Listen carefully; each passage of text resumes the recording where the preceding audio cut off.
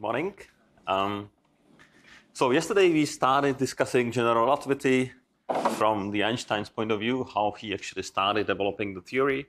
And so he was driven by two main ideas. One of them was I want actually to construct something like Maxwell theory, where there's a finite speed of propagation, a field theoretic description. I just abandon completely action at a distance.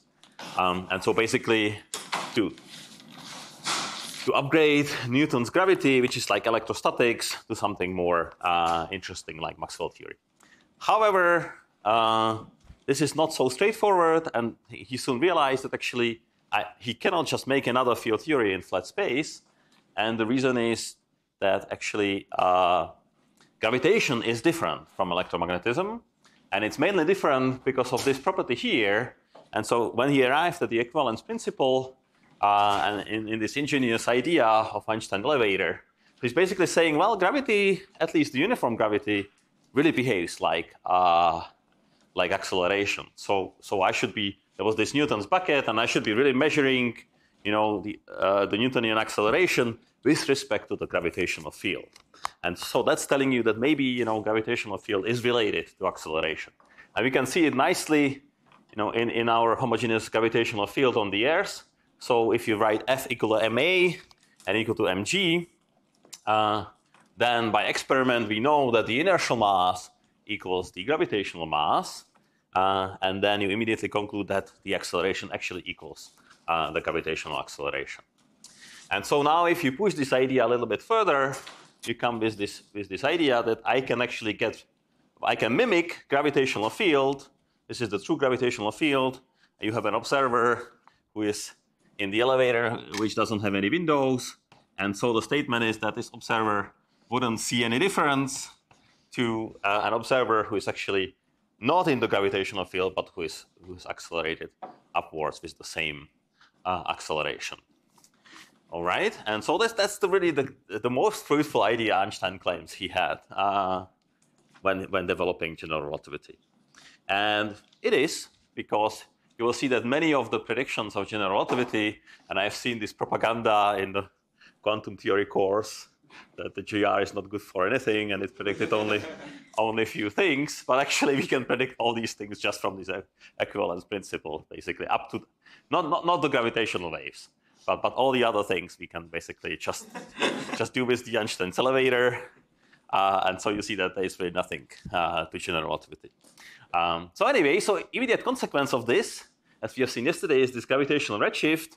So if you shine a flashlight against the gravitational field, so you have one observer here, another observer there.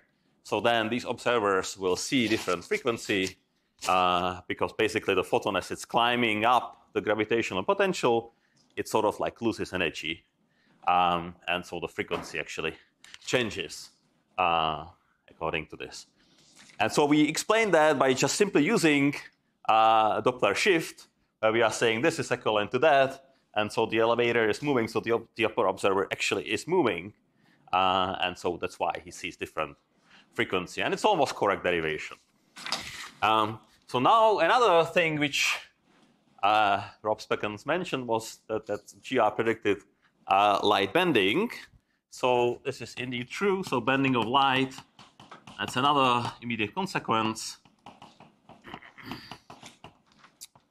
And I think Einstein had this 1908 or something like that. He already knew that the light is bent. And of course, so what we'll be using again this Einstein's elevator idea. And so imagine that you are in free space. You are in free space, and then you cut a small hole here, and then you shine a light over here. And then you have an observer who measures this. So now, of course, I want to mimic what's happening with the light in the gravitational field. So I want this elevator to be accelerated with the acceleration g. So now when you shine the light here, the distance to the bottom is, let's say, this one here. However, when the light is here, because it propagates at a finite speed, the elevator is a little bit more up. So the elevator moves over here. And then suddenly you see that at this point, actually, of course, the light goes straight because it's in flat space, outside of any matter. So the light goes straight. But how this light is observed for the observer inside actually is interesting because now the elevator went up. So now this is the distance I see. And then later on, the elevator is even more up. And so it's already here. And so this is the distance I see. So in other words, if I am just inside the elevator, so this is equivalent to, if you are inside the elevator and you observe, you actually see a curved path for the light. And so this is my G.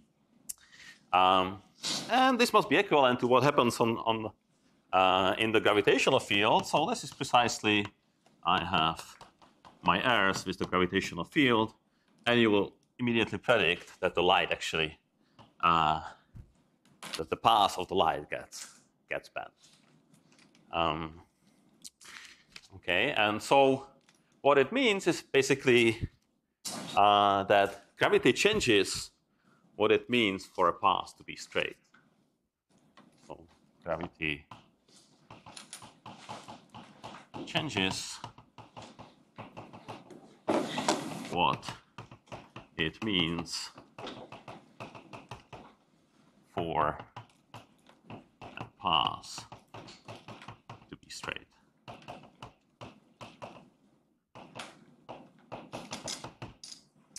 So, people knew that the trajectories for massive particles get bent in the gravitational field. However, this was not at all obvious for light. Light is very special, right? It's a massless particle, if you want. And so it was not clear that actually the gravitational field also acts on light. But from this Einstein's elevator, you immediately see that, yeah, there must be this curved path. And so light also gets affected by the gravitational field. Interestingly, we will calculate later on in your homework. You will calculate how much actually the bending, what angle the light is bent if it actually scratches the surface of the sun. So if it goes around the sun, you can calculate the angle of deflection, and so that was basically the thing which made Einstein really famous. So he invented his theory in 1915, and then nothing was really happening. So he found his equations one day. The second day, he calculated the perihelion of the mercury, but people didn't really care. It was an impressive result, right? But people thought, well, he can actually fiddle with the theory so that this comes out right. Yeah, people knew about the perihelion shift for, I don't know, 100 years or something like that. So they thought he designed the theory so that it actually gives the right prediction. Okay, so people were very impressed, but not so much. And Einstein wasn't famous. However, then he also calculated the prediction, how much that the light should be really bent around the sun. And then this was measured by Eddington. And so once Eddington measured it, Einstein became a celebrity overnight, right? So then there was a new prediction from the theory, and it was experimentally verified, and that's what actually convinced people that general relativity is probably right. Okay, so now we can understand all this already from this Einstein's elevator. So now, are there any questions? So there is an important concept which is local inertial frame.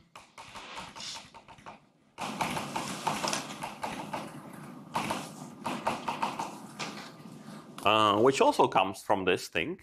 So if you are playing with this light here, or with the Einstein elevator, you see that I could actually get rid of gravity by saying, well, so I'm mimicking the gravity by saying I'm accelerating this way. But if I don't accelerate, I don't see any gravity, right? So then there should be an equivalence between nothing is happening here, so nothing happening here,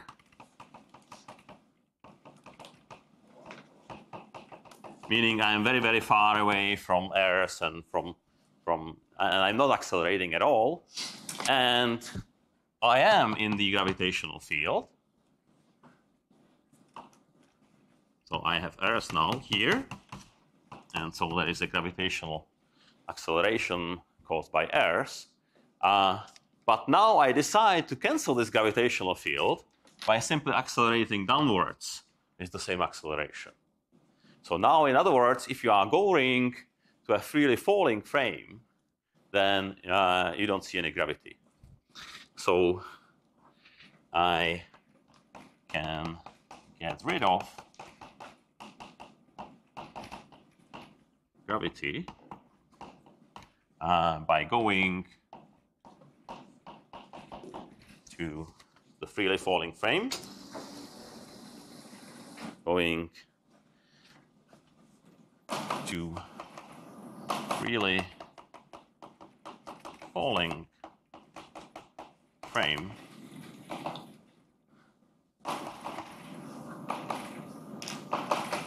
which is precisely what you would call a local inertial frame.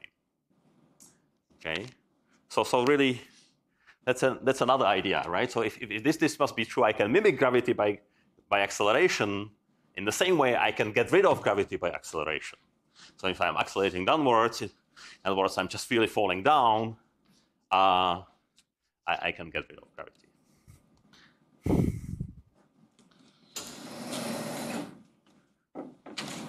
Oh, very good.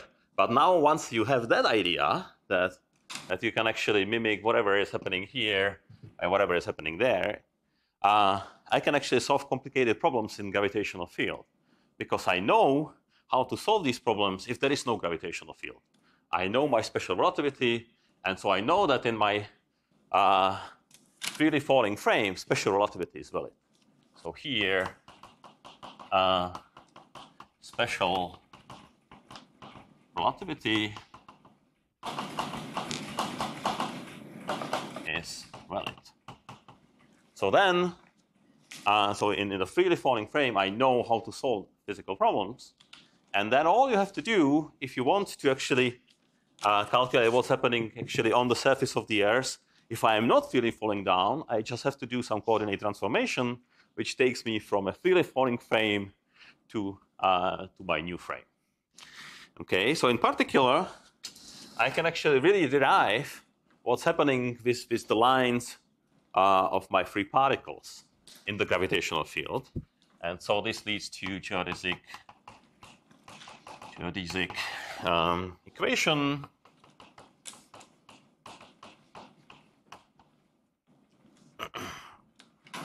So let psi mu be local coordinates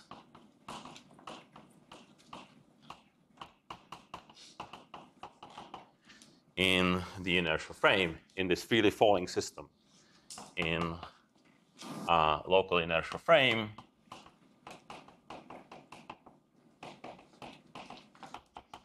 So I'm just giving an example of how to use this thing here. So I have some coordinates which live precisely in this freely falling system. So I'm accelerating downwards. And so then you know that the particles or light, they move in the straight line, right? Okay, so then what it means is that I have an equation d square psi mu over d tau square equals to 0. That's what tells me what straight line. What straight line. So I have no gravity. So I have to have straight line, and this is my equation of motion for the free particle. Okay, so now I'm interested in how this straight line looks in a system which is not freely falling. So in a system which is somehow a coordinate transformation of this system. So let x alpha, which are of course function of these coordinates psi, be any other coordinates, be any other. So these coordinates are only defined locally, so let's say global coordinates. Okay. Then you want to know how actually the trajectory looks like in these coordinates x alpha. So so I really want to find this shape for light, right? So I really want to find what's this thing is. Okay. So how does my trajectory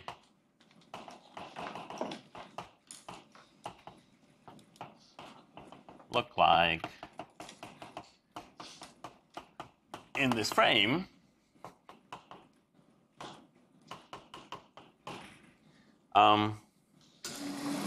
And the answer is very simple. I just start with my straight line in my local coordinates, and I just do the transformation to the global coordinates. So I know at 0 equals to d square psi mu over d tau square, which is d over d tau, d psi mu over d tau. But now I understand psi mu as a function of x. There's d psi mu over dx alpha over d tau, dx alpha over d tau. So this is still d psi mu over d tau.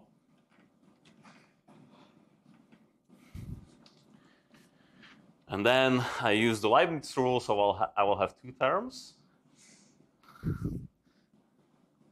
So I'll have d psi mu over dx alpha, d square x alpha, d tau square.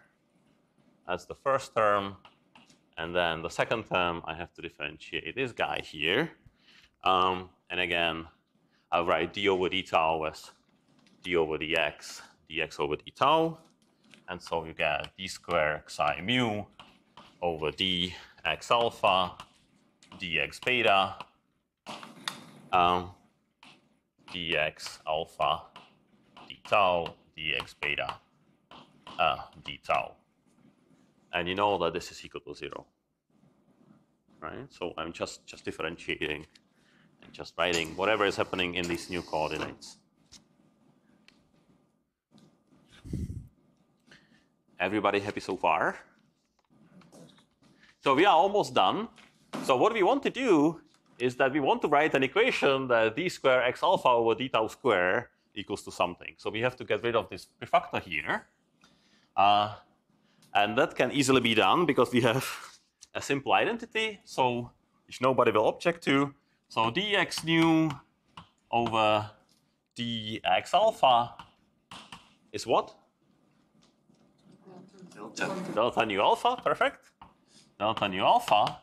But I can also write it in terms of the xi's. I can write it as dx nu over d xi mu, d xi mu over dx alpha. Nobody objects to this, I hope. Okay, so this is my identity. So obviously, I will just be using that this times that gives me 1. And you see why I'm doing that is that I have one of those terms here. So all I have to do is just multiply my equation by dx nu over dxi mu. This thing will just become a delta. And so then I can actually make this term on its own. So multiplying this, multiply by dx nu over the psi mu, this equation, then the first term is just, so this times that is delta nu alpha. So then I will have d square x nu over d tau square. And then plus whatever I put here. So it's dx nu, d psi mu, and then d square psi mu, dx alpha, dx beta, dx alpha tau, dx beta, d tau, and this is equal to 0. Okay. Everybody happy? Yes? I'm still confused about the coordinate transformation you did, because in special relativity we were demanding that the coordinate transformation should be Lorentz transformation. Right. So very good. So here I am abandoning that completely. So I'm saying I can do any coordinate transformation now. Okay. So psi mu, all I'm saying is that psi mu are the nice coordinates in this freely falling frame. Now I can transform to any coordinates. So in particular, I can sort of go back to my gravitating system by basically going to an accelerated frame, right? So now I'm allowing that. Or I can do rotating frame or any other frame. So this is just a completely general coordinate transformation here. Does it modify the postulate of special relativity that we were demanding that the form of the equation should be the same in the... And obviously it is not. Here I have an equation d squared psi mu d tau squared equals to 0. And here I have something much more complicated, right? So we are going outside of special relativity here. We are doing general coordinate transformation, and that's why the equations suddenly start looking differently. Or at least superficially. All right. So we have this beautiful equation, but it's not so beautiful because we have this horrible object here. So you see, so this is my velocity, so that's fine. And this is a derivative of velocity. So it's just an acceleration. So, okay, so now this is a horrible object. And so whenever you see a horrible object, you just call it something else so that it looks less horrible. So you see that you sum over mu index here, and you have three index nu, alpha, and beta. So you call it gamma, nu, alpha, and beta, and suddenly it looks less horrible than it looked before, right? So this is okay. And very good. And so that's my geodesic equation. So we have a geodesic equation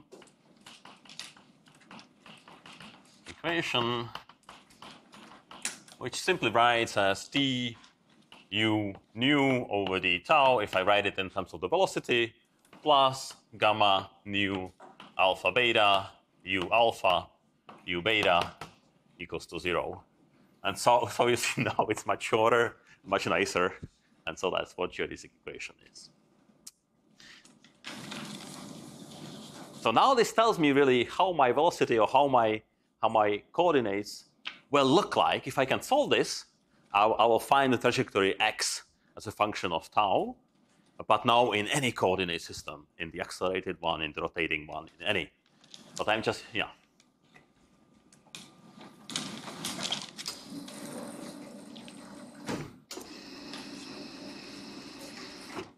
Questions so far?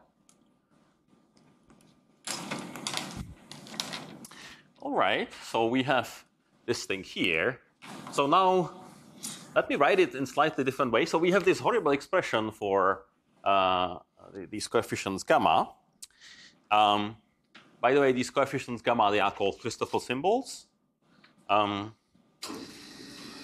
So this is Christoffel.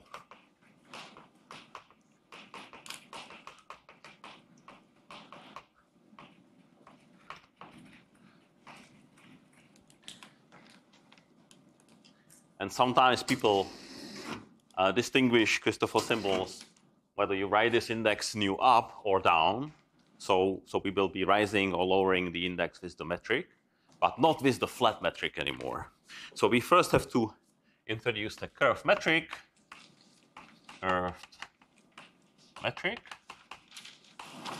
So how we do that is that we know that if we are in the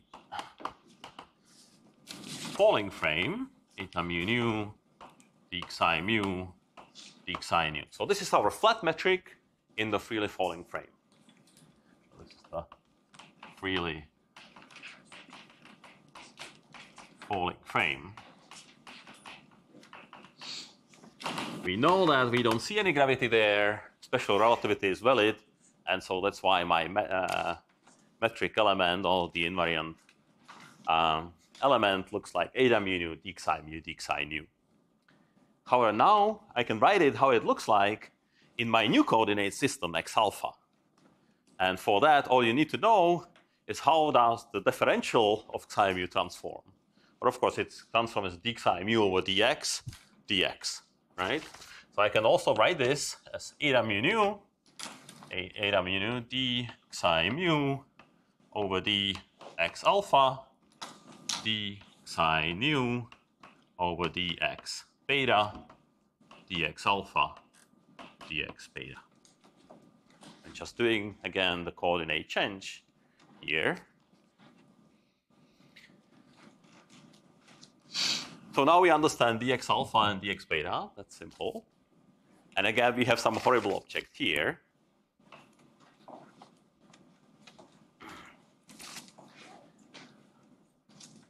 But we are summing over mu, and we are summing over nu. So the only three indices are alpha and beta. Okay, so let's call this object G alpha beta to simplify our life. And then we see that ds squared simply is G alpha beta dx alpha dx beta.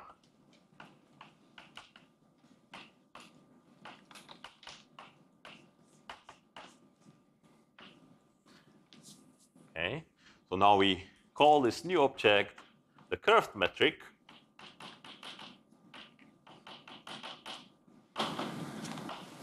Of course, what it is, it's still the, the flat Minkowski metric, but now written in my new coordinate system. And so if I make some, general coordinate transformation here, so the advantage of eta mu nu is that it is diagonal, and it has only constants on the diagonal. It's -1, +1, +1, +1.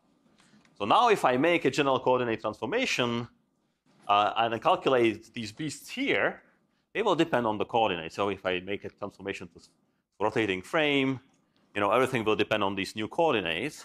And so, of course, this G alpha beta will not be so simple anymore. It will actually depend on the coordinates, and it can be quite nasty. I have a question. Yeah? So we have this idea that we can have locally an inertial frame. Uh-huh. Does that have to lead to having a Minkowski metric locally? Couldn't we keep the local inertial frame without having this structure of the metric? Well, you could start with something more complicated. So I don't know, in the presence of other things. But of course, what I'm trying to here do is like to deal with gravity, right? So the gravity is the problem. So I know how to write down the physical systems if I have no gravity. So now I'm asking, what happens if I add gravity? And so this idea actually allows you to transform everything with gravity to something without gravity. I just go to the freely falling system, I get rid of the gravitational field, and then I know that my laws look like in special relativity. So here I'm just writing an example of what you can get. So I'm just writing that in special relativity, the particles move on straight lines. So now I want to know how these straight lines would look like in the presence of gravity or in any other general coordinate system. And this is what you are getting. So it's an advantage to start with the special relativity. So they are starting with the Minkowski metric. So that's what we are trying to do here. Of course, we can make always things more complicated, but the question is why. Yeah, but could we give up on having locally a Minkowski metric and still getting this local inertial frame? Maybe you could, but that's not what general relativity is about. You always have locally the flat metric. Well, but it could be Euclidean. Okay. Why would you do that? Right? You can start with anything, right? But the question is, why are you doing that? So you know that we are starting here with what we know, with special relativity, and then we're trying to generalize that to gravitational systems, and the special relativity has the Minkowski metric to start with. Yeah. Other questions? Okay, so we have the curve metric here. And so first you notice that this thing is symmetric in the indices alpha and beta, because this is symmetric and these are the same beasts. So G alpha beta is actually symmetric. So now this is the symmetrization. These brackets are symmetrization. So symmetric. So this is G beta alpha. It has, so it's a 4x4 matrix, which is symmetric now. So in general, it will have how many components? 10. 10. So in general, it has 10, and I would say ugly components. So really you start with something really, really nice, -1, +1, +1, +1. But after you do a coordinate transformation to some ugly system, you will have, in general, 10 components. And they depend on the coordinates, on all the things. So by the way, notice that this is still minus d tau square. So this is still minus d tau square. So if I divide by d tau both sides, I'm still learning that my 4 velocity u square u alpha, which is now written as g u alpha, u beta, g alpha beta is still equal to -1. Right? Just dividing by d tau here. So I still have that relation here. All right, so now we introduce this curve metric. So what is this curve metric good for, right? The statement is that the Christoffel symbols, which we need to understand, which we need to calculate in order to understand the new passes for the particles, are nicely expressed in terms of this curve metric. And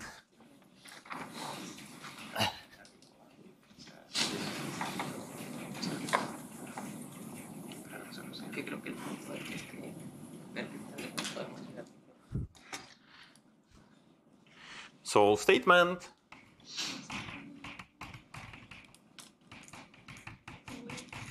once I know the curve metric, I can easily calculate these Christoffel symbols, and they are given by the following formula. So now I'll write an index. Oh, I shouldn't do it. Okay, let's write it up. So gamma mu alpha beta. Okay, and the statement is this is equal to 1/2, and then g mu sigma, and then g sigma alpha partial beta plus g sigma beta partial alpha minus g alpha beta partial sigma. Okay, so here, so if you know the curve metric G, you can take its partial derivatives here, and you can raise one index, this index sigma, to be index mu. So this is an inverse metric. So I have G alpha beta, G beta gamma equal to delta alpha beta. So this guy is an inverse to that guy. And so this is a nice prescription how to calculate these things. By the way, you can write this also with the index down. So I can put this index down by lowering with this metric G, with the curve metric G. And then this thing is gone, and this is just mu index. Sigma, you write everywhere sigma equals to mu.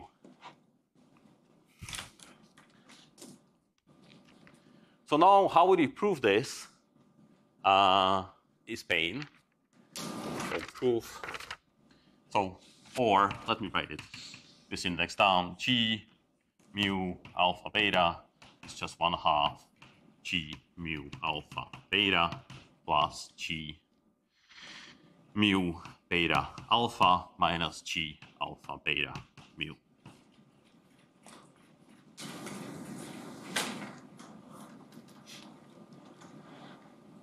So how to remember this formula, by the way, is, well, you see from the definition of these Christoffel symbols, how we define it here, is that there is some index nu, which is different, but then there is index alpha and beta, which is just partial derivatives, right? So you know that the partial derivatives commute, and so the object here must be symmetric in alpha and beta. I can swap dx beta and dx alpha. So this thing is symmetric in alpha and beta. Okay, so this guy is symmetric in alpha and beta. So now when I'm writing the formula, I have to have objects which are symmetric in alpha and beta. So I take the first derivative, I take alpha and beta. This is not symmetric in alpha and beta. So that's why I have to add another term where I swap the two indices.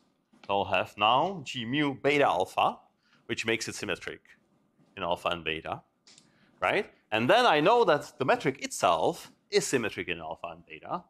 And so I can also add the term g alpha beta mu, and this will not spoil my symmetry in alpha and beta. Okay, so this is how you remember that. So really, this guy has to be symmetric here. So I add two terms which are to make it symmetric, and I can also subtract the term which is symmetric a priori in alpha and beta. And so now this index mu is special because it corresponds to this first term here. And so now when you are lowering that index, you're just putting in the first slot. So if you're lowering, you're putting in the first slot. And that's a convention which not everybody follows. Sometimes they put it in the last slot. So which makes it really troublesome because you know that it's symmetric in the last two indices. All right. Okay, so how would you prove this formula? As I say, it's a pain. Proof is a pain. So what you have to do is that you have to use our definitions, right? So for example, so in order to prove this, I have to calculate this term, I have to calculate that term, and I have to calculate that term, right? So for example, I start with this term g mu alpha beta. And so what this is, it doesn't work. It's d over dx beta of g mu alpha. Well, what is my g mu alpha? It's this thing here.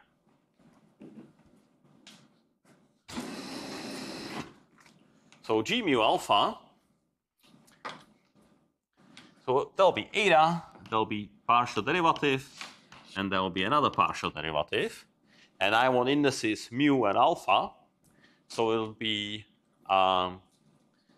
x mu x alpha, and then in the top there'll be some other indices which are the dummy indices I'm summing over them. So I don't know, beta, no, not beta, gamma delta, psi. Okay, so you have this thing here.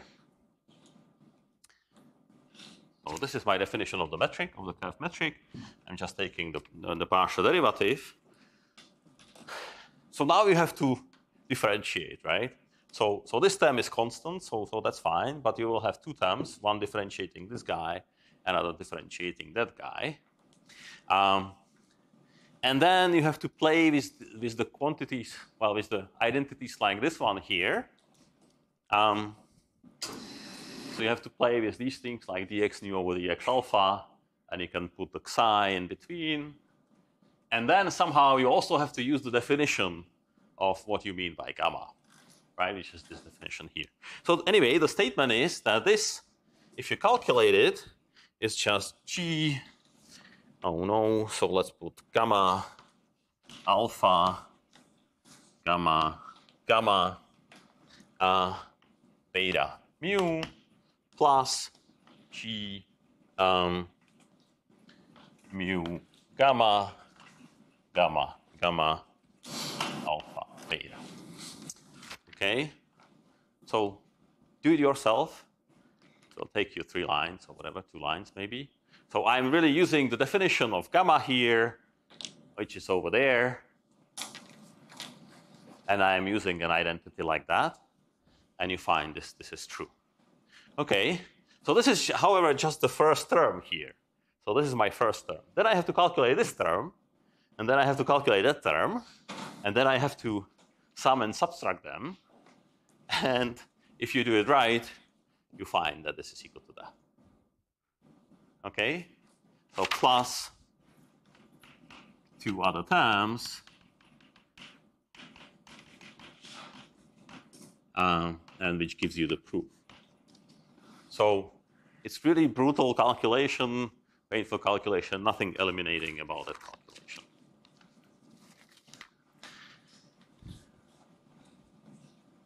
Questions, comments?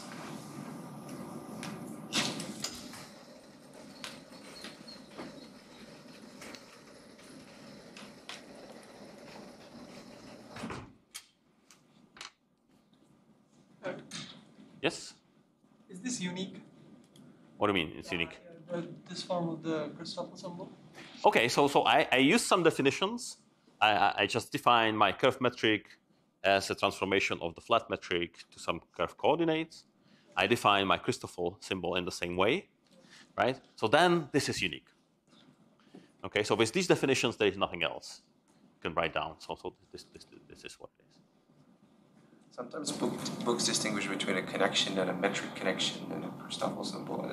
Did we technically need a metric to derive that first formula for the gamma symbol? This one here, no. If you just take this as a definition of gamma, this is your definition of gamma, and then you have this thing here. However, what I'm saying is once you have the curve metric, you have a nice formula how to calculate this Christoffel symbol, and it's given here. So now what will happen, and I have to warn you, is that here we are cheating. We are saying we have a gravitational field. We are saying, but we don't have gravitational field. All we have is a flat space written in general curved coordinates. Okay, we are just doing a general coordinate transformation. As we shall see, not every gravitational field can be written as a flat space in a curved coordinate.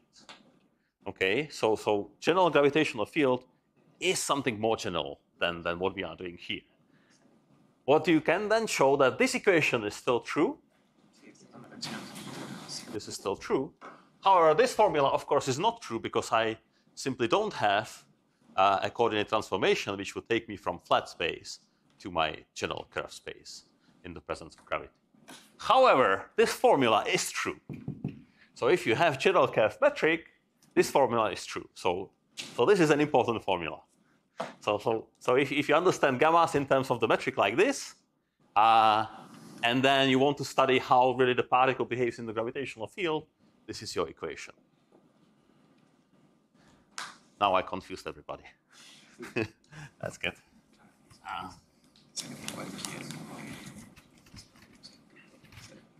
Questions? Yeah? Question about if we are given a general curve metric, can we write it in terms of the Minkowski metric times the velocity? So let's look at this again. This is very important. So here I define the Christoffel symbol as this given by this transformation from flat coordinates to some new coordinates. So that will not be true. That is only true if I am doing the coordinate transformation. Similarly,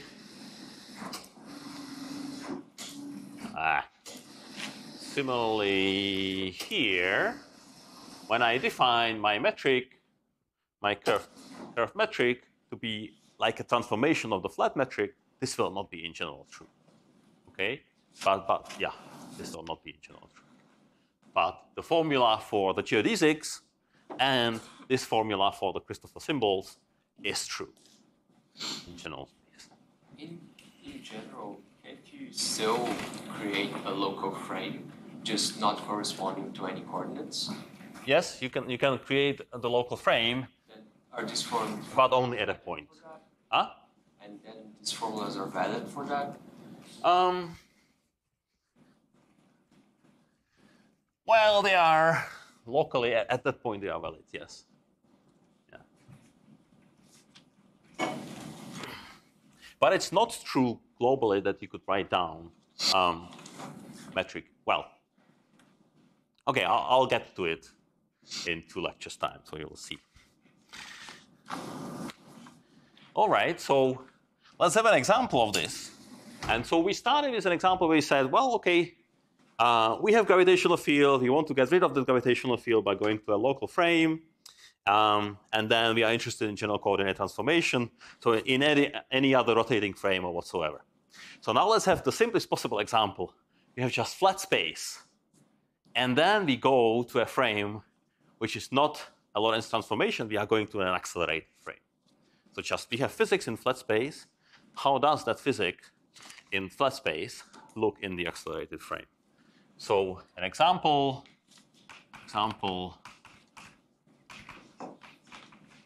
of fake gravity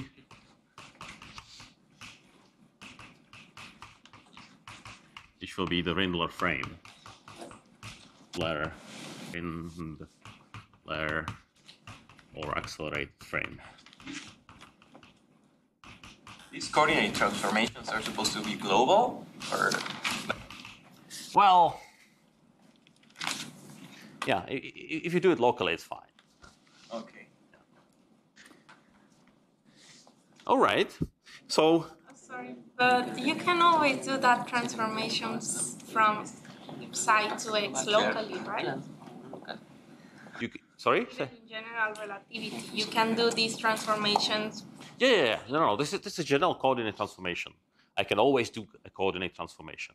The statement is I cannot always mimic the true gravitational field by a coordinate transformation. Oh, okay. So that's the statement. All right. So now we are really trying to mimic gravitational field by a coordinate transformation. And so what you can imagine is that you have simply a flat space. So start in flat space and consider an accelerated observer. Rated observer. In fact, of course, the observer can accelerate like a lot at the beginning and then a little bit less later on. But let's just make it very simple. Let's just consider uniform acceleration. Okay, so with the acceleration, which is what I mean by that is a mu equal to a constant. So the magnitude of the acceleration, so this will be acceleration here, and I'm taking square root of that, it's a, and I'm saying that it's equal to constant. So this is a uniform acceleration.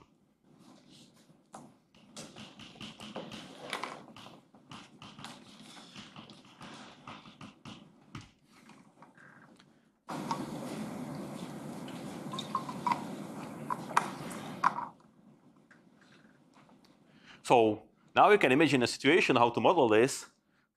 Well, I have sort of like so I have an observer coming from infinity. At infinity, this observer has the speed of light, and then it comes, to a finite distance, and the whole time he's decelerating. So at some point he will stop, and then he's still accelerating the same direction. So then he will go back to infinity and have the speed of light again. So we are describing a situation like this. Okay, this is what our observer is doing. And so you can easily convince yourself that this would be the corresponding trajectory. So now I'm writing the Minkowski coordinates t and x.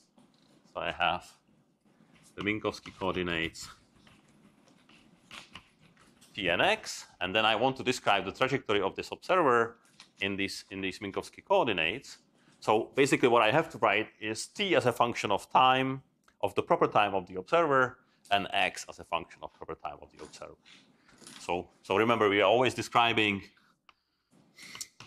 x mu of lambda. So let's choose now a proper time, x mu of tau. So now how does this trajectory look like for our uniformly accelerated observer? And the statement is that the t is given by 1 over a, where this is the magnitude of the acceleration, sine h of a times tau, the proper time, and x is 1 over a 1 over a cosine h, a times tau. So you can easily check that if I calculate the velocity here, so dt over d tau, dx over d tau, and the acceleration, then calculate the magnitude of this acceleration, we will find that it's equal to a constant, and precisely this constant a. Okay, so this is the trajectory of the observer. And if you look at how this trajectory looks like, it's simply, so if I have 45 degrees here, 45 degrees, and 45 degrees, then it sort of approaches this 45 degrees and it sweeps this hyperbola. So this is my x mu of tau for the accelerated observer.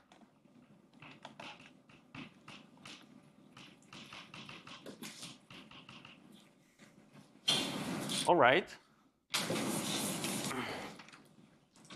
But he's in the light cone in his reference. Yes. Right? Well, so if I'm looking, so this is how the trajectory looks like in the Minkowski frame. So what I demand is that at every point he travels within the light cone. So this will not work, but almost. No. Okay, so let's put it here. So that's very simple. So that's very simple. So here it travels within the light cone, but it must be true for every point on the trajectory. Excellent. Right? So this is just a trajectory of this observer. So the observer goes like this direction, and it comes from infinity, goes to some finite distance here, and then goes back to infinity. Okay, so now what you can do is that you may be asking, okay, what does this observer actually see? Okay, so let's make a coordinate transformation from the Minkowski coordinates, t and x, to some nice coordinates associated with this observer. So in particular, what you would demand is that the observer is, so if you have an observer sitting on this accelerated thing, then of course the observer would like to have to place himself at x equals 0 of his new coordinate x equals 0, and then he would like to measure the time which shows his clock along the trajectory. So the new coordinate should be equal to proper time as you move along the trajectory here. Okay, so one such choice of coordinates is this one, and they are called Rindler coordinates. So now Rindler coordinates,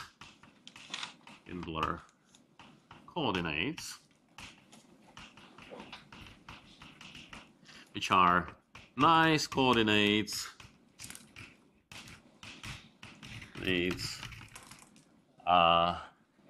for an observer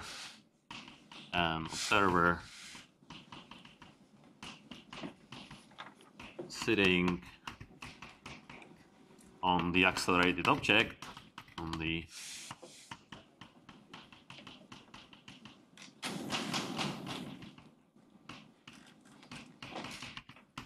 object.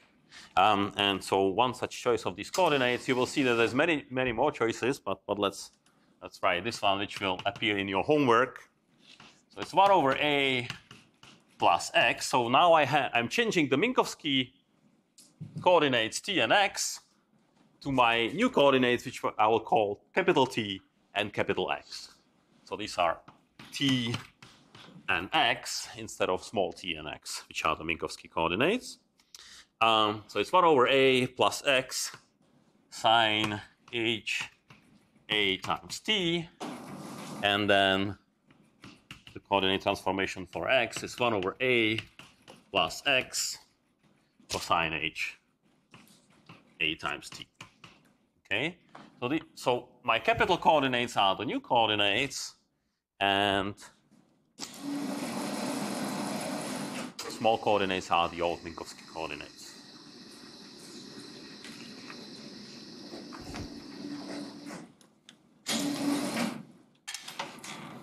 All right, so that's my coordinate transformation. So now we notice that if I have capital X equals 0, capital X equals to 0, then and t equals to tau, then I precisely reduce to that. So really the new observer is sitting on that accelerated object. He assigns to himself x equals 0, and he measures the proper time. So t measures the proper time.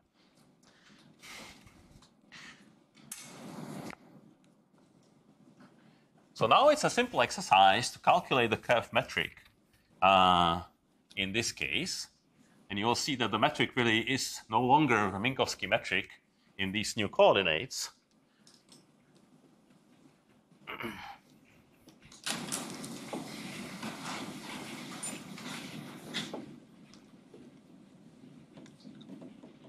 So you know that originally ds square was minus dt square plus dx square plus y and z, which I suppress here. They are not interesting. Okay. So now t is a function of capital T and x is a function of capital T and x. So I just have to do the transformation. I write dt as dt over d capital T dt. So I write dt as dt over dt dt and dt over dx dx and so on. And I make this transformation and I write it here. I write it here. And so what you find is a simple formula, but you'll see that it's no longer a Minkowski metric. Square dt square plus dx square. So now this is the new metric. This is my curve metric, right? And you see that suddenly this is no longer just minus 1, but it's minus 1 minus ax squared. Okay, so this is my curve metric for this observer. You could calculate the Christoffel symbols if you wanted, but they are not so interesting.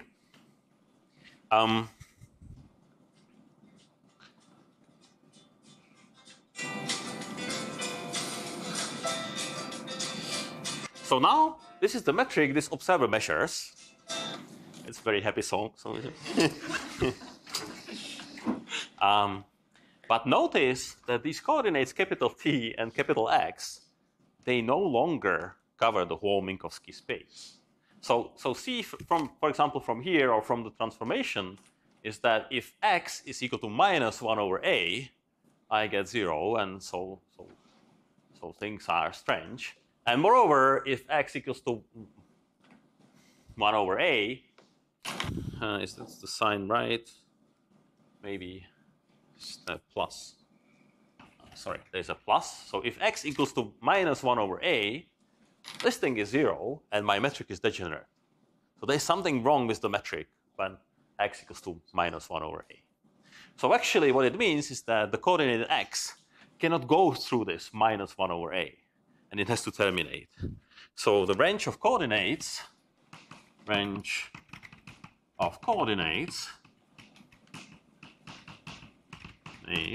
so that the metric is non-degenerate,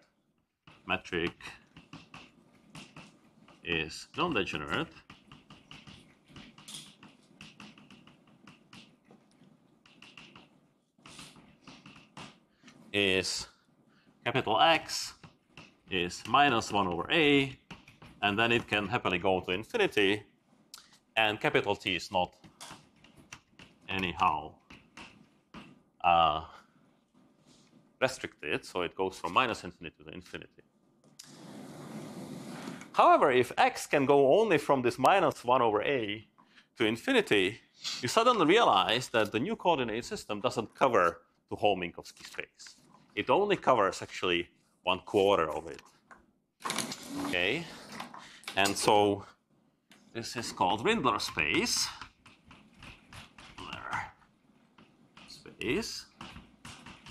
And as I said, it covers only this part of the Minkowski space. So this is my 45 degrees.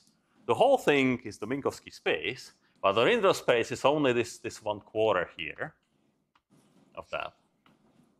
And so that's only what the coordinates cover. Now if you plot how this x and t look like, is that the t equal to constant line looks like this. So this is t equal to constant. Another t equal to constant will be this.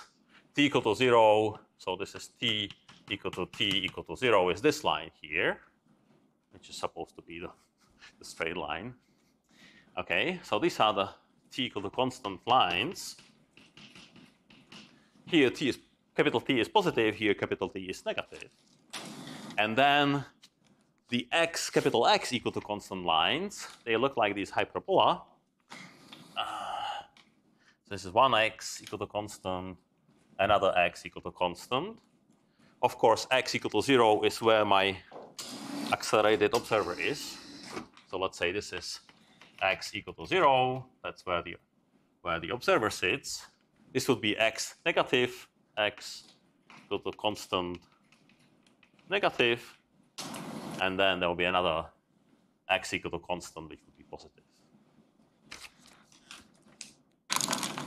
Okay, but the important point is that you only cover this 1/4 of the thing. So you don't see this, and you don't see that. So it's only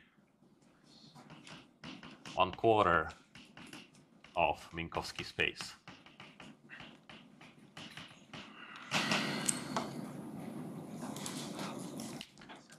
Yes? Why we don't allow that x is less than -1/a? Oh, you could, but it wouldn't be like a continuous set of coordinates. So what I'm saying, yeah, you can choose x to be smaller than -1/a, but you simply cannot go through -1/a because that's where your metric becomes degenerate. X equals to -1/a is the axis. X equal to, exactly. So x equal to 0 is this line here where the observer sits, and then if you go closer to these things, it's negative, and this line here would precisely be equal to x equal to -1/a. Okay. So this thing has -1/a. So now notice a very interesting thing about the spacetime. So you only cover this part of the spacetime, but what's happening here is that you know that the light cones are still the light cones of the Minkowski space. So the light cones still look like this thing here, right? So the light still travels in 45 degrees here. So what it means is that the observer sitting here, or anybody who's actually in this quadrant, they can send signals over there, but they can never receive anything from there, because whatever is here, at most, it can go under 45 degrees, but it will never reach anybody in this quadrant. Okay? So what it means is that this line here is very, very special. It basically tells you what is behind the line I will never see here, right? Because it travels under 45 degrees. So this is a horizon. And so simply, whatever is happening behind this horizon, the observers here will never see. Similarly, just a second, this thing here, from here, I can receive some signals, but the observer can never send signals all the way here. So this is also a horizon. To distinguish the two, you would say this is a future horizon, and this is the past horizon.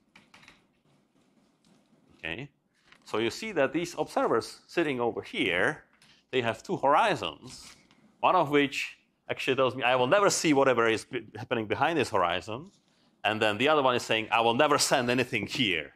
I can never influence anything what is behind that horizon. Okay, very good. So now, of course, nothing strange is happening behind our horizons. This is just Minkowski space. As we will see, the black hole spacetime looks exactly the same. So you have something like this. You have the horizon here, you have the horizon here, you have the observers here. This is the black hole horizon. Black hole horizon.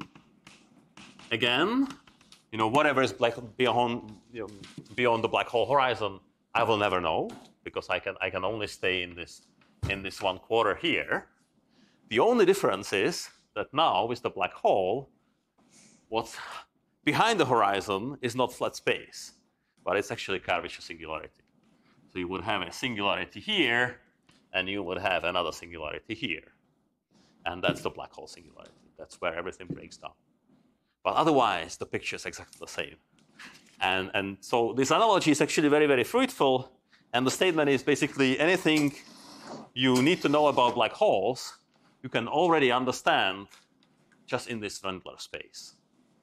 So all you need to know is how things look like from a point of view of an accelerated observer.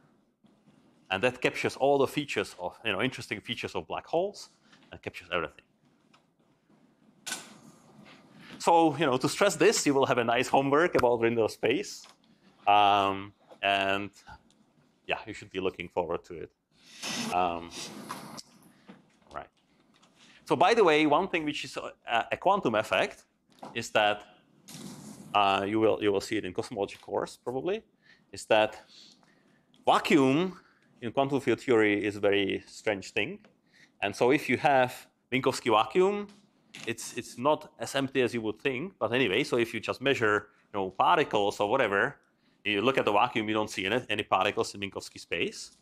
However, if you look at the same Minkowski space from a point of view of an accelerated observer, the observers will suddenly see lots of particles, and he will see these particles to be at a temperature. So the vacuum will look like a black body radiation at a temperature which is proportional to the acceleration over 2 pi. Okay, so you will see this is very famous Unruh's effect, and so really again you can understand very, very deep thing about the space-time just from a point of view of an accelerated observer. So observer who is accelerating will see a temperature of particles. Will see lots of particles. They look like at a temperature which is proportional to the acceleration. However, there is an equivalence between this thing and that thing. So this is almost the same thing as that thing, except now I have the singularity here. Well, nobody cares about the singularity. It's behind the horizon. It doesn't do anything. So the statement is that this observer here will see a temperature proportional to the acceleration, which is actually related to the surface gravity of the black hole. So they will also see a temperature proportional to acceleration over 2 pi, which is the Hawking radiation. Okay, so now you can understand the Hawking thing as well. Yes? What parameter of the black hole corresponds to the acceleration? What? Is there a parameter of the black hole that... Yeah. So the corresponding parameter will be the surface gravity. So how strong the gravity is on the black hole horizon. But and what that is really how much the observer has to accelerate to stay on the horizon. Of course, locally that's infinity.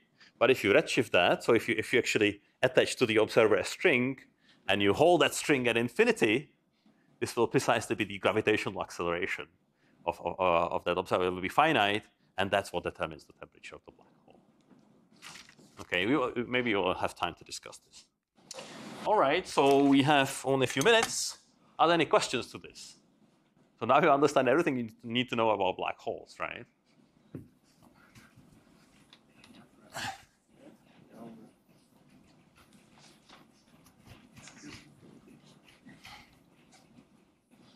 So as I said, you will play with the Wendler observer in your homework. And you will find in particular the electromagnetic fields produced by an accelerated charge. Okay.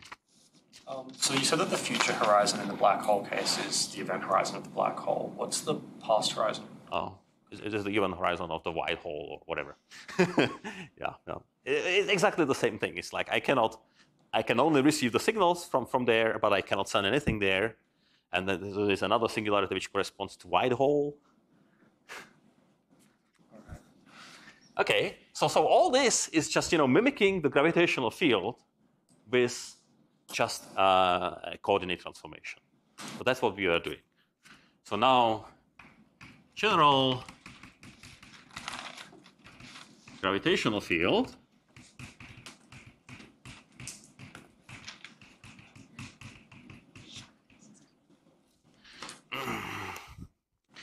which means that I have inhomogeneous gravitational field, I have positively time varying gravitational field, and so on, cannot be fully mimicked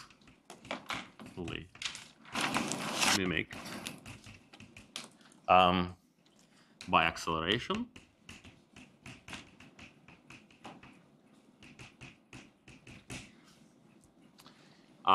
Except at a point.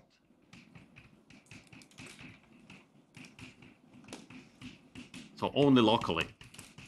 So typical picture you have in mind, so you have your elevator, but let's say that the elevator is actually not small elevator, but it's a big one. So let's say I have Earth here, and this is the size of the Earth. And then I have a huge elevator here. Okay, and if I have a huge elevator here, of course, the gravitational force will not be uniform, right? But it will be directly to the center. So I will have gravitational force here, and I will have gravitational force here, and I will have gravitational force here. And you see that they don't have the same direction. They are actually, so what we are just describing here are tidal effects, right? So how it actually squeezes also not only in this direction, but also in that direction. So these are the tidal effects.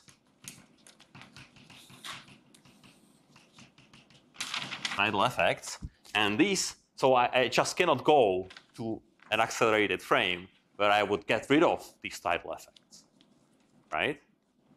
But I can do it by making the elevator smaller and smaller. If I make the elevator smaller and smaller, if I do it like this, then everything will be pointing downwards, and then I can get rid of the gravity locally at that point. So making the elevator smaller and smaller, making elevator smaller and smaller,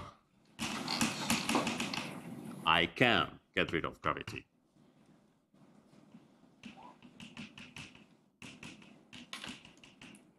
But of course, you see that really to get rid of gravity, the elevator would have to be infinitesimally small, right? So then that's what it means is that I can only get rid of gravity by accelerating, by going to a uniformly freely falling frame at a point. But once it's slightly bigger, I will always see the tidal effects. Get rid of gravity in the limit of 0 of point. Otherwise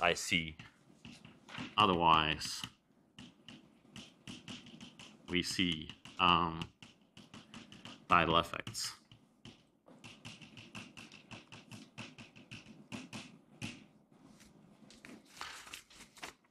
Okay, but what is still true, what remains true, is that the gravity,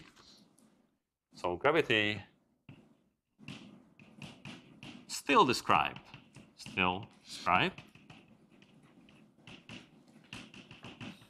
by the metric g mu nu. Again, in general, it has 10 components. It's a symmetric metric. And so it's still true that I assign an invariant metric element to this, ds square g mu nu dx nu.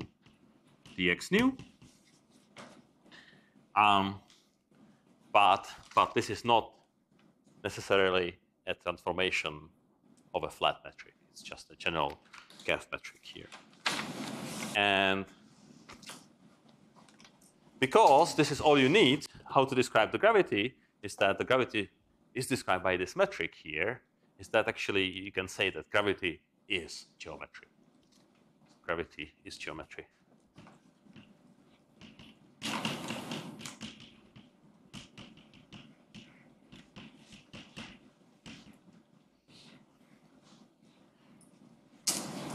So just a warning, gravity is a gauge theory.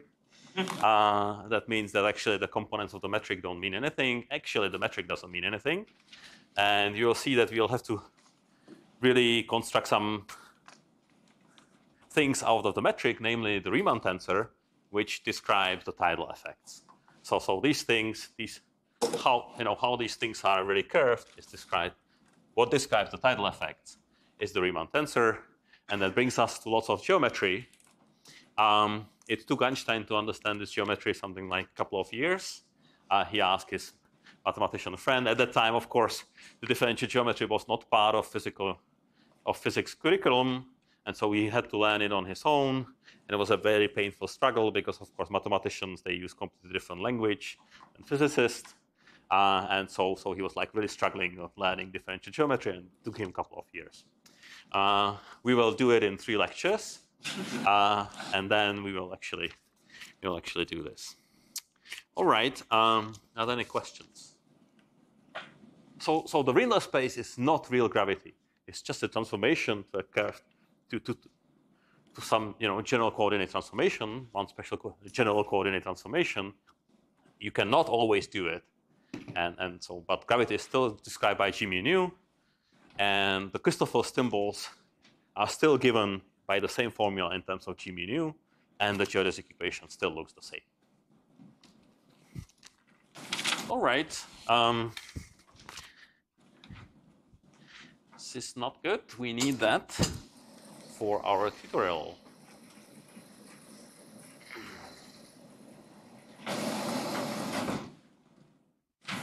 So now let's look at the Newtonian limit of our geodesic equation. And you will see that we will learn about the metric, what the metric has to look like in the Newtonian approximation.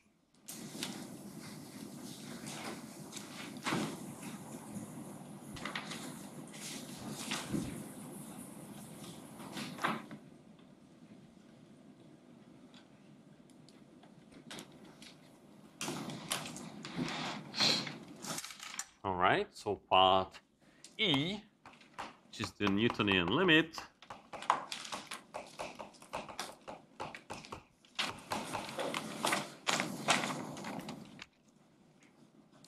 Okay, so you know that you expect that our general relativity, which we are forming here, will reduce to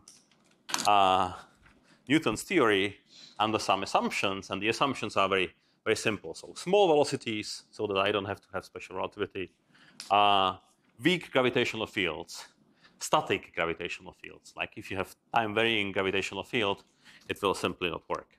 So the first assumption is the slow motion. Slow motion.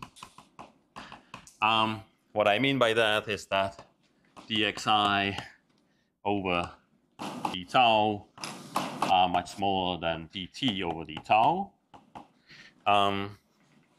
In other words, the velocities vi are much smaller than the velocity of light. So then, if you remember, our geodesic equation was dx square x mu d tau square plus gamma mu alpha beta dx alpha d tau dx beta d tau equals to 0. That's our geodesic equation. So let's look at this at the limit of the slow motion.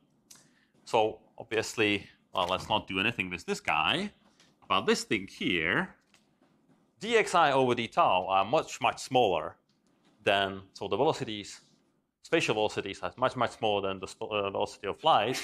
So the only sum over alpha and beta which survives is just dt over d tau and dt over d tau, and so this will be dt component. That's the leading order component of this. So then we have, this reduces to dx square x mu d tau square plus gamma mu tt, and then dt over d tau square equals to 0 under the assumption of slow motion. Yes? How do you know a priori that the gamma won't increase the order of? Okay, fair enough. Fair enough. So this is just an expansion in basically the velocities, right? So in principle, I have velocity square terms, then I have linear in velocity terms, and then no velocity terms. So what I'm really doing here is that I'm keeping no velocity terms. Yeah, but you know, this still can have some other influence. But I'm here simply doing an expansion in small velocities. All right. So then another thing is that we have to have stationary field or static field.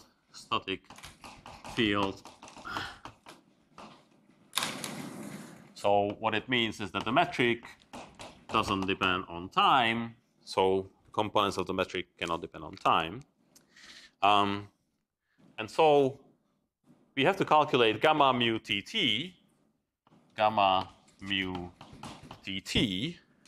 which is 1/2 g mu sigma, and then g sigma, and then again it's I have to make it symmetric in tt, so tt plus gamma sigma tt minus gtt sigma, and that's how it is calculated. So I'm just using the general formula for gamma.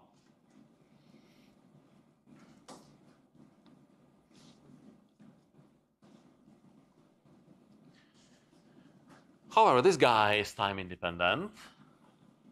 This guy is time independent. The metric is time independent. And so the only term which survives is minus gtt or sigma.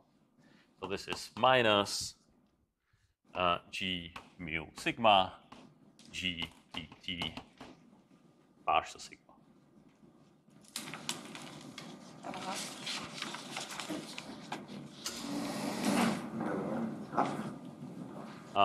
Yes. Thank you. 1/2 and minus here. So we have the static field, we have the slow motion, but we also have to have weak field. Okay, Newton's gravity is only valid when you have weak gravitational fields. So you have also weak field.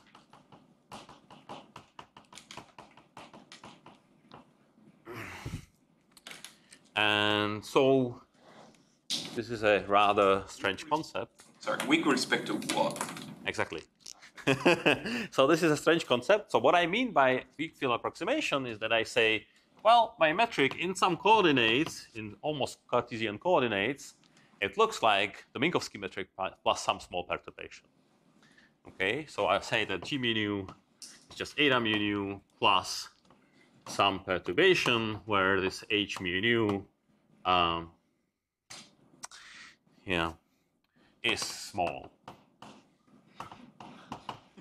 This is very vague. So what I mean by that is that I just neglect everything which is of the order of h squared and so on. Right? So this is a strange statement, right? So now suddenly I'm telling you I can write g in any coordinates I want, but now I'm specifying to some very, very special coordinates, to nice Cartesian coordinates, that the metric almost looks like flat metric, Minkowski metric, plus some small perturbation. So this is a coordinate-dependent statement, but I'm just using these special coordinates here. Okay, so then if this is true, then you can show that g mu nu is equal to eta mu nu minus h mu nu. Well, this has to be an inverse of that. So if I multiply them, I'll have term eta eta, which is fine, eta h with minus sign, eta h with plus sign, that eats eta at the linear level, and then I have perturbations of the order of h squared, and so they vanish. So this is true. If you're trying to arrive to the Newtonian, well, if you're trying to take the Newtonian limit, wouldn't it be more natural to split the metric in a Euclidean part and then? You really like it. We will do it. We will do it. Don't worry. So at this point, we are just writing the full thing. But in the end, yes, we will just look at the spatial part, which is the Euclidean. So you're right. You're right. We'll do it. All right. So now we have this. So in other words, our g gamma mu tt, okay, if you look at this expression here, we have to differentiate the metric g with respect to some coordinate sigma. But of course, if I look at my metric g, this is just constants. It's -1 +1 +1 +1. So this I can't differentiate. So I have to differentiate this guy. Okay? So there will be HTT, HTT, and sigma, because the other term gives me 0. But then I only want gammas to the linear order in H. Okay? So I want only gammas into the linear order in H. So by multiplying by this G, I can neglect this term because that will be of the order of H squared. And so this is -1/2 eta mu sigma, HTT sigma. So this is what my gamma look like. So now to your proposal. We should be extracting the Newtonian theory only from the spatial part. But let's look at the time part first to see that it's not really interesting.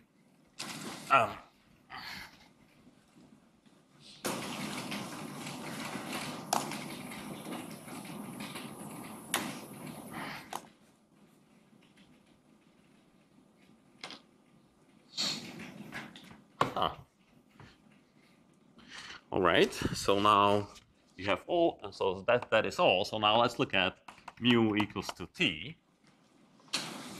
So our equation over here is d square t over d tau square plus gamma tt dt over d tau square equals to 0. That's our equation. So now let's look at what gamma tt is. So I have to plug mu equals to t. If I'm plugging mu equals to t, sigma has to be equal to t as well, because this is eta metric, and it has to be -1. So sigma is t. But if sigma is t, then I'm differentiating h with respect to time. But I have the static limit. So this guy actually has to be equal to 0. So this thing is equal to 0. And all I am learning here is that dt over d tau equals to a constant. So, well, we knew that already. We know that if you have slow motion, dt and d tau are approximately the same thing. They have to be equal. Okay? So now, what really does the trick is the spatial part, so the Euclidean metric part. And so then you have d square xi over d tau square plus gamma I dt dt d tau square equals to 0. That's my equation over here. All right, so dt over d tau, we already learned, it's just a constant, so this is c squared.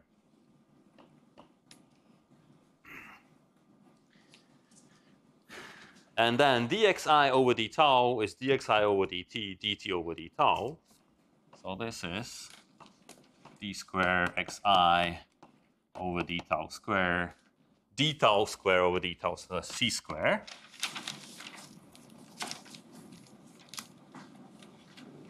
So we have an equation that d square xi dt square equals to minus gamma I dt. Okay, so now what my gamma I dt is, well, mu has to be t, mu has to be I. That means sigma has to be I, otherwise it's 0, it's diagonal. So this is just a derivative with respect to I. Okay, and so what this really is then 1/2 h tt partial derivative I.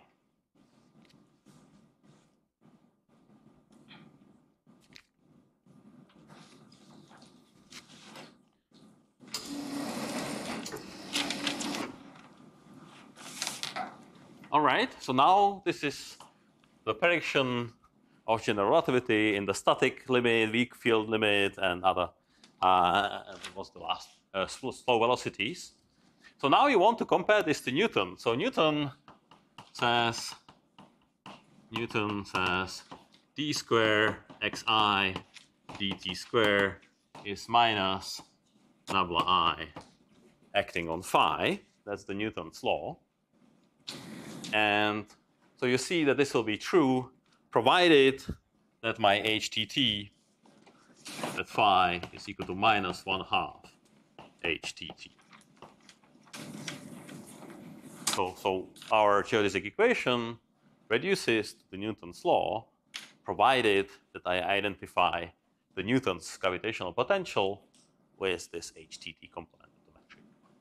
In other words, we land that GTT part in these coordinates of the metric has to be written as minus 1 plus, and now I restore C phi over C square dt. Oh, okay. This is it. So that's how the metric has to look like in these quasi-Cartesian coordinates. This minus 1 comes from the eta part, and this is what we just calculated. Should there be a 2? Yes. Thank you so much. 2 phi over C square. In fact, more generally, so this is just, so this comes from the geodesic equation and comparing the geodesic equation to my Newton's law. Okay. This really, really crucial part is that we are learning that really this HTT has to be related to the Newtonian potential. More generally, you find, so more generally,